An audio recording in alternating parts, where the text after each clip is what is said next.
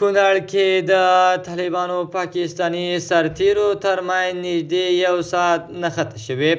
په سلامونو مو هرکلی کوم د AFG نیوز چینل درنو لیدونکو. سلام، ستړي مه شئ، وخت مو په خیر. پام مو راګرځوم د دې ساعت تازه او مهم خبر ته. په سر کې یادونه کوم ملګرو که مو چینل نه وي سبسکرایب کړی د مهمو خبرونو لپاره در سره AFG نیوز چینل په درنښت سره سبسکرایب کړئ. له کونړ څخه ریپورټونه وایي چې دغلته په سرکان ولسوالیو کې د طالبانو پاکستاني ځواکونو ترمنځ نږدې 1 ساعت نښته شوې. په سیمه کې 2 سرچینو BBC پښتو پاڼې ته ویلي نښته هغه مهال پیل شوه چې د پاکستاني سرحدي ځواکونو په سیمه کې ازغن تار جوړاوه او طالب ځواکونو یې مخنیوی کړی دی.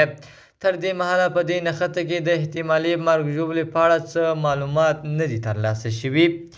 پاکستاني لوري هم تر اوسه په دې اړه څه نه دي ویلي. د یوې سرچینې په وینا پیښه د سرکانو په ګنجګل سیمه کې شوې او د دواړو غړو پر یو بل پرله پسې سپکې او درنې ډزې کړي خو اوس درېدلې دي.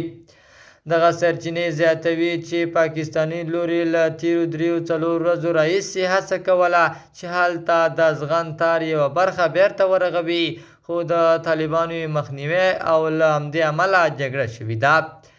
پاکستان نږدې پر ټول ډیورنډ کرښه ازغن تار تیر کړی او ځای ځای پوستې هم جوړې کړي دي. د دغه تار په سر د جمهوریت پر مهال هم ځینې وخت نښتې شوي. د AFG نیوز چینل درنو لیدونکو، دا و زموږ د دې ساعت چمتو شوی خبر. د نورو تازه او مهمو خبرونو لپاره در سره AFG نیوز چینل په درنښت سره سبسکرایب کړئ. تر بیا ښې چارې د الله په امان.